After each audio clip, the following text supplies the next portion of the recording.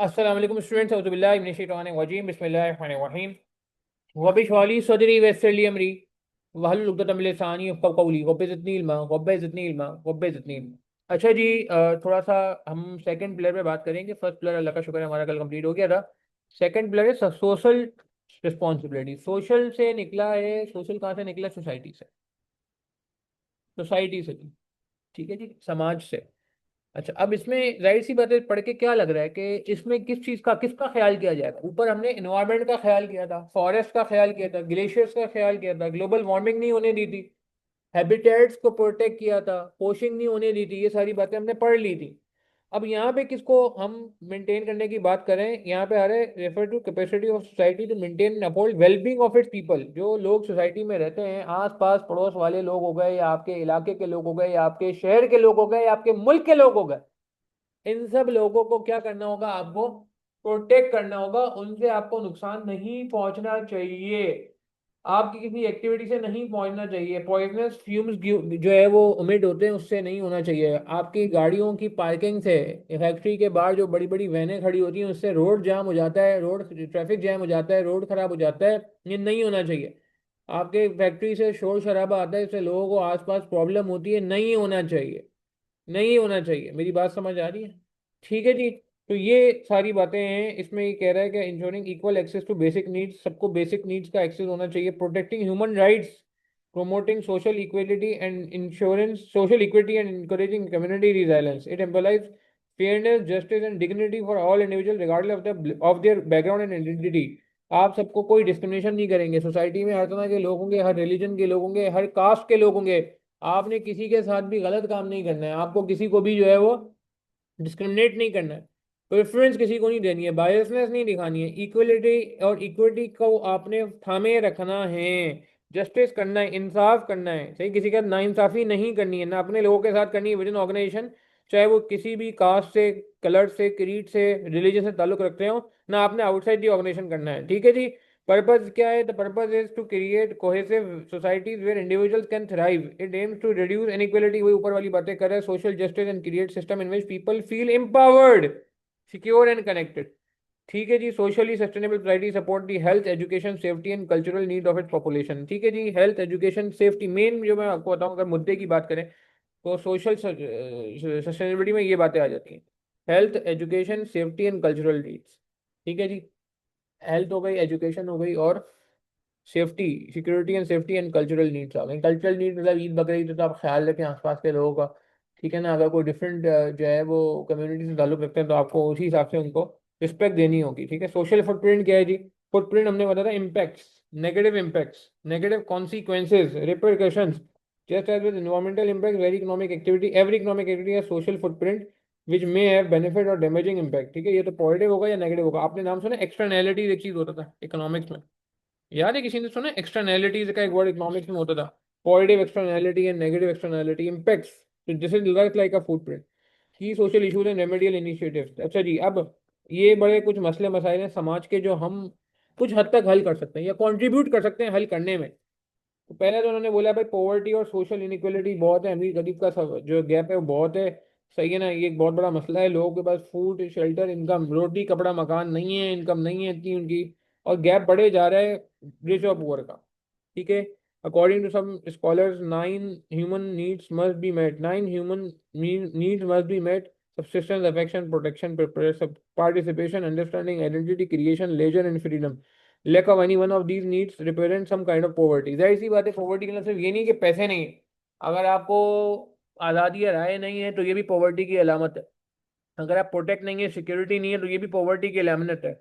आपका लेजर काम नहीं है, फ्रीडम नहीं है, सही है ना, ये भी पॉवर्टी की अलामत है। वो कह रहा है इन नौ में से कोई एक भी नहीं होगा ना, तो आपको गरीब तस्वर करेंगे, आप गरीब हो उनकी नज़र में। Lack of any one of these represent some kind of poverty. To alleviate poverty and social inequality, initiative में इंक्लूड, जाहिर सी बात है क्या होगा, सोशल वेलफेयर प्रोग्राम आए, जैसे बेनजीर इनकम सपोर्ट प्रोग्राम आता है, ये तो गवर्नमेंट करती है। कुछ ऑर्गेनाइजेशन अपने भी आप भी कोई जो है ना सोशल प्रोग्राम निकाल लें अपने एम्प्लॉयज़ के लिए, सही है, या सोसाइटी के लिए। Introduce tax reform for redistribution, जैसे यूनिलीवर वगैरह भी करते हैं, खैर, मगर ये सारी चीज़ें ना दिखावे में आ जाती हैं। इस्लाम में भी ये सारी चीज़ें हैं, और इस्लाम से ज़्यादा बेहतर तो कोई मज़हब है ही नहीं। मगर इस्लाम ये कहता है कि पब्लिसिटी करके ना करे, अपना सवाब ज़ाया ना करे। Can introduce tax reform for redistribution of wealth and reduce wealth gap between rich and poor. Tax reform ऐसे आए जिससे अमीर और गरीब का गैप कम हो। आजकल तो उल्टा है, जो गरीब आदमी है, सैलरीड क्लास है, वही सबसे ज्यादा टैक्स देती है, और जो अमीर आदमी है वो बच जाता है, वो बच जाता है, एग्रीकल्चर के नाम पे बच जाता है, कभी किसी नाम पे बच जाता है, कभी किसी नाम पे एग्जाम्पशन लेते हैं। बहरहाल टैक्स सिस्टम ऐसा होना चाहिए कि अमीर और गरीब का टैक्स का सिस्टम, जो अमीर और गरीब की इनकम का डिफरेंस है वो कम हो, ना कि बढ़ जाए, जो कि अनफॉर्चुनेटली अभी हो रहा है। Promote inclusive economic growth to benefit all segment of society. पूरी इकोनॉमिक ग्रोथ होगी, पूरी इकोनॉमी ग्रो करेगी तो सोसाइटी को ऑटोमेटिकली फायदा हो जाएगा। Social exclusion and injustice, discrimination नहीं आनी चाहिए। सोशल इंक्लूसिव और इनजस्टिस का ये एक वर्ड काफी था, डिस्क्रिमिनेशन। तो आपने इक्वल अपॉर्चुनिटी देनी है, फेयरनेस करनी है, सही है ना, इंक्लूसिव करना है सबको, ठीक है, कोई ये नहीं, आपने कोई एक्सक्लूजन नहीं करनी है, सही है। अच्छा आगे चलते हैं। Job and education quota for women minorities and differently abled individual, ये बहुत बड़ी बड़ी ऑर्गेनाइजेशन आजकल ये कर रही है कि कोई कोटा लगा देती है कि इतना स्पेसिफिक। सऊदी अरब में भी, आई डोंट नो, आपको पता ही नहीं पता, सऊदी अरब में भी बाकायदा कोटा लग गया है कि इतने परसेंट वुमेन होनी चाहिए, जैसे इतने परसेंट सऊदीज होने चाहिए, ये तो था, अब हो गया है कुछ केसेस में इतने परसेंट वुमेन होनी चाहिए। पाकिस्तान में भी आ गया है कि बोर्ड में कम से कम एक वुमेन होनी चाहिए, पता है आपको, ये पाकिस्तान में भी रूल आ गया है। Just to avoid this negativity और ये जो सोशल इनजस्टिस हो रहा है, इसको हटाने के लिए, और ये भी इतना की सस्टेनेबिलिटी में ही आ जाता। और इम्प्लीमेंट लीगल रिफॉर्म ऐसे रूल्स लेके आए हैं जो डिस्क्रिमिनेशन पे सख्त सजाएं दें, ताकि लोग डिस्क्रिमिनेशन जैसे जुर्म से दूर रहे। ऐसे एसेस टू एसेंशियल सर्विसेज, देखें जी एसेंशियल सर्विसेज क्या है, पानी, एजुकेशन, हेल्थ, सही है ना, रोटी कपड़ा मकान वगैरह, ये बेसिक चीज़ें हैं। तो आपने कोशिश करनी है, तो आप इसमें आप क्या कंट्रीब्यूट कर सकते हो, देखो ये सारे मसले मसाइल हैं हेल्थ केयर के, ठीक है, ये सारी बातें लिखी हुई हैं, ठीक है। इसके लिए आप क्या कर सकते हो, increase public spending for provision of basic need, आप खुद कंट्रीब्यूट कर सकते हो, गवर्नमेंट को दे सकते हो पैसे के, जी हम डोनेट करते हैं, आप यार जरा इधर लगा दो पैसा। सपोर्ट पब्लिक प्राइवेट पार्टनरशिप, ये बहुत इंपॉर्टेंट पॉइंट है, public private partnership for school with school for provision of education to underserved undeserved communities,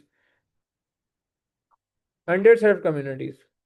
यार वो आप लोगों को पता नहीं, आई डोंट नो, पता नहीं पता, खातून पाकिस्तान कॉलेज है एक, कराची में, आगा खान हॉस्पिटल के बिल्कुल सामने। तो उसको आई डोंट नो, आपको पता नहीं पता, जिंदगी ट्रस्ट के नाम से जो शहजाद रुआई की जिंदगी ट्रस्ट है वो चलाता है। तो इतना की पब्लिक प्राइवेट पार्टनरशिप है ना, खातून पाकिस्तान तो मेरे ख्याल से गवर्नमेंट कॉलेज था, मगर जिंदगी ट्रस्ट जो शहजाद रॉय की है, सिंगर की है, वो प्राइवेट है। तो ये पब्लिक प्राइवेट पार्टनरशिप से क्या हुआ कि आपकी जो सोसाइटी है उसको फायदा हो गया, एजुकेशन फायदा हो गया, एजुकेशन अच्छी हो जाएगी, क्वालिटी वाली हो जाएगी। अगर वो गवर्नमेंट इदारा नहीं अफोर्ड कर पा रहा था अच्छे टीचर या अच्छा करिकुलम, तो वो अब पॉसिबल हो सकेगा because of public private partnership. ठीक है जी, और इन्होंने यहाँ पे कुछ और एग्जांपल दिए हैं, पंजाब एजुकेशन फाउंडेशन के साथ भी पार्टनरशिप होती है, एशियन एजुकेशन फाउंडेशन है, केपी के पब्लिक स्कूल्स हैं, खैबर पख्तूनख्वा की बात हो रही है, ensure universal access to health care services, सिर्फ एजुकेशन की बात नहीं हो रही, और हेल्थ केयर सर्विसेज की भी बात हो रही है। सिक्योरिटी एंड गवर्नेंस, ये तो हमारे मुल्क का बड़ा मसला, हमारे मुल्क का तो मसला इतना नहीं था, सॉरी था पहले, अब तो ये हमारे मुल्क से ज़्यादा दूसरे मुल्कों का मसला हो गया आफ्टर वॉर, कि conflict, lawlessness insecurity, corruption, weak governance, इन सबको खत्म किया जाए, खत्म किया जाए। ठीक है ना, जो बातें ऊपर लिखी है इसको नीचे उन्होंने पॉजिटिव वे में लिखा हुआ है कि ये होना चाहिए, ऊपर कर रहा है कि क्या नहीं होता तो सोशल प्रॉब्लम आ रहे हैं, और नीचे कह रहे हैं क्या करें, उसी को आप देखो कि वही आपको कह रहे हैं कि क्या करो, ट्रांसपेरेंसी थ्रू डिजिटलाइजेशन, डिजिटलाइजेशन लेके आओ ताकि ट्रांसपेरेंसी है।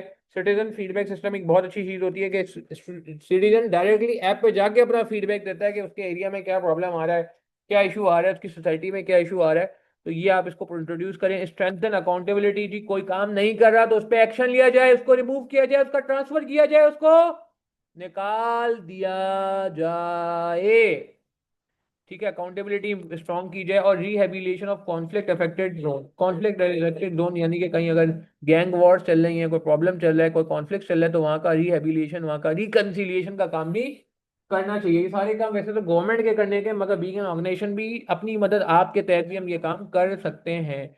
Lack of community development and wellbeing, this gaps, अच्छा अब ये की बात हो रही है, देखें पहले बात हो रही है कि ये क्या इश्यूज है और ऑर्गेनाइजेशन क्या कर सकती है।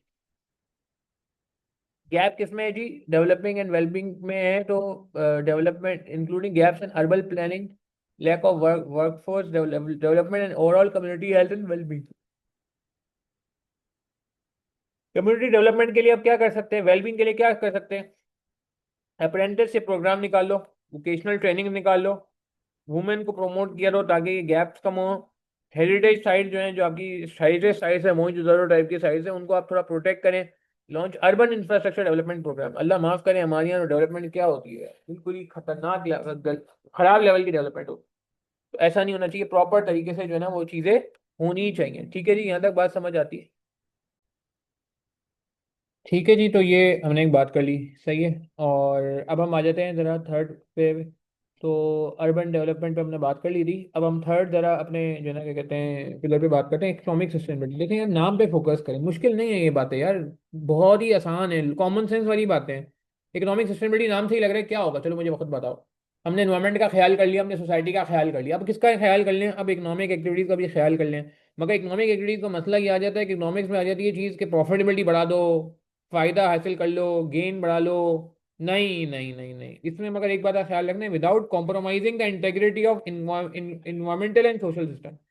इकोनॉमिक ग्रोथ करनी है, इकोनॉमिक को अच्छा करना है, पैसे कमाने हैं, मगर पैसे कमाने की रेस में इतने आगे नहीं चले जाओ कि दो नंबरी शुरू कर दो, जाली प्रोडक्ट बेचना शुरू कर दो, मिलावट शुरू कर दो, हाँ, ग्लोबल वार्मिंग शुरू कर दो, पॉइजनस गैसेस इमिट करना शुरू कर दो, नकली मटेरियल मिलाना शुरू कर दो, सोसाइटी का बेड़ा गर्क हो जाए। हाँ, ऐसा नहीं करना है, बेईमानी नहीं करनी है, दो नंबरी नहीं करनी है, फ्रॉड नहीं करना है, फ्रॉड होता है ना, फ्रॉड होता है, खैर हाँ, मजाक में कहना, फ्रॉड नहीं करना है, फ्रॉड नहीं कर देना, फ्रॉड नहीं कर देना, खैर। तो माय पॉइंट इज कि नहीं यार, we should act in the interest of economics, या इकोनॉमिक एक्टिविटी के लिए हम काम करें, मगर कॉम्प्रोमाइज ना करें, ये क्रक्स है। अब इसके लिए देखें, इन्होंने सारी कहानी बता दी, बैलेंस, स्ट्राइक का बैलेंस, एक बैलेंस होना चाहिए, तराजू होना चाहिए, economic growth and long term prosperity. ये ना हो कि लॉन्ग टर्म प्रोस्पेरिटी की ऐसी तैसी हो जाए पैसे कमाने के चक्कर में। This include generating employment, ensuring stable income streams and improving standard of living, ये सारे काम करने हैं, मगर मगर मगर do not undermine other pillar of sustainability, जो कि सोशल और इकोनॉमिक को आपने साइड में नहीं लगा देना है। सही है। इकोनॉमिक चैलेंजेस क्या क्या है जी, इकोनॉमिक चैलेंज बहुत सारे हैं हमारे पास भी, सही है, मगर ये कि इनको हमें एड्रेस भी करना है, और हमने जो है ना बाकी दो कॉम्प्रोमाइज नहीं करने, ये मेन क्रक्स है।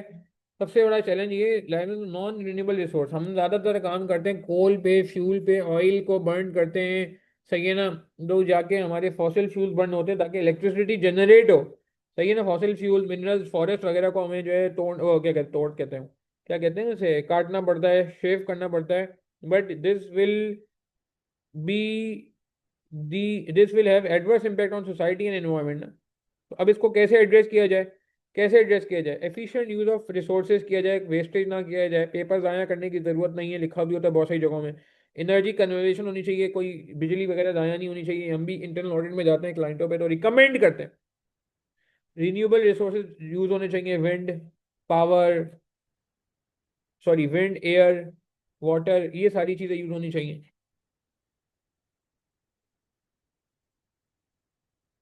Invest in sustainable agriculture and eco friendly industries, eco friendly industries में पैसा लगाएं, इस सारी इंडस्ट्री में जो खराबी करते हैं उनमें ना लगाएं।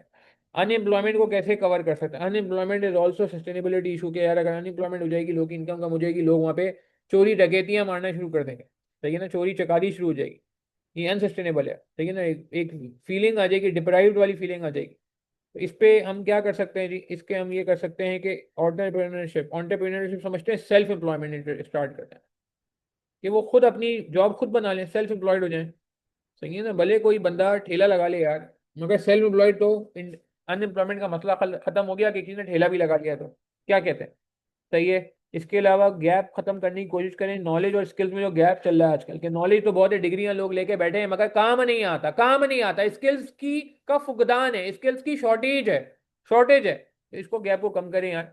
और डिजिटल इकोनॉमी पे जाएं, एआई का दौर है आजकल, उसमें काफी आवाम खप सकती है, हमारी जो टिकटॉकर यूट्यूबर बन गई है, अल्लाह माफ करे, उनको जरा डिजिटल इकोनॉमी की तरफ लेके जाए, उनको बोला जाए भाई आप एआई वीआई सीख लो, ताकि कुछ दो पैसे कमा लो, ये फालतू की वीडियो कब तक बनाते रहोगे। फाइनेंशियल इंस्टेबिलिटी, फाइनेंशियल इंस्टेबिलिटी का मतलब है कि भाई हमारे जो स्पेकुलेशन, स्टॉक मार्केट की इंस्टेबिलिटी आपके सामने, स्पेकुलेशन होती है और ऐसी तैसी हो जाती है, कॉन्फिडेंस इन्वेस्टर कम हो जाता है। तो इस फाइनेंशियल इंस्टेबिलिटी को खत्म करने के लिए क्या कर सकते हैं, एससीसीपी वगैरह को आप मजबूत करें, ताकि वो ट्रांसपेरेंसी लेके आएंगी, जो बैड प्रैक्टिस होती हैं कि कब दिल चाह बढ़ा दिए शेयर प्राइस, जब दिल चाह कम कर दिया, ऐसा ना हो।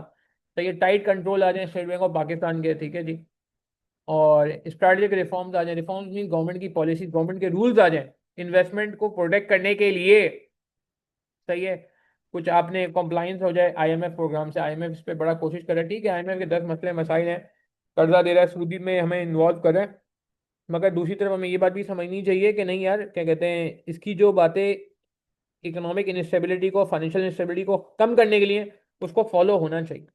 ठीक है, promote awareness among investor regarding utility of long term investment. Long term investment में जाएं, ये नहीं कि 2 दिन बाद शेयर प्राइस बढ़ गई तो बेच दिया, 1 महीने बाद बेच दिया। लॉन्ग टर्म इन्वेस्टमेंट के अपने फायदे होते हैं, उनको आप इंकरेज करें लोगों को कि यार इन्वेस्टर को आप लॉन्ग टर्म पे जाओ, अवेयरनेस बढ़ेगी तो इंकरेज होंगे। अनसस्टेनेबल डेट लेवल, जितना ज़्यादा डेट होता है, डेट से बड़े मसले मसाइल होते हैं, कभी कभार डेट से एक बड़े इमीडिएट मसला तो ये होता है इसका सूद पे करना पड़ता है। सूद आपको होता है हराम है, लेने वाला, देने वाला, लिखने वाला, गवाही देने वाले, चारों लोग जहन्नुम में जाएंगे और अल्लाह रसूल से जंग कर रहे होते हैं। इतना शदीद जो है ये गुनाह माना जाता है। यहूदियों की खासियत है कि वो सूद देते लेते रहते थे भाई, सही है ना, मुसलमानों की ये खासियत नहीं है। खैर, तो माय पॉइंट इज डेट से एक इमीडिएट नुकसान तो ये होता है कि कॉस्ट ऑफ जो है ना फंड्स आ जाती है, यानी कि एक्सपेंस बढ़ जाता है, प्रॉफिटेबिलिटी कम हो जाती है। दूसरा, कभी कभार एक मसला क्या होता है, ये बहुत प्यारी बात लिखी है कि corresponding productivity gains can be, ये कहता है कि यूज ऑफ एग्जेसिव और public borrowing without corresponding productivity gains can lead to burden of debt. क्या मतलब हुआ, हमने जिस काम के लिए डेट लिया था वो पर्पज ही अचीव नहीं हुआ, खामा खाए के पैसों पे सूद दिया जा रहा है, उससे जो बेनिफिट मिल सकता था वो नहीं मिला इनको। गड़बड़ है, गड़बड़ है भैया। सही है।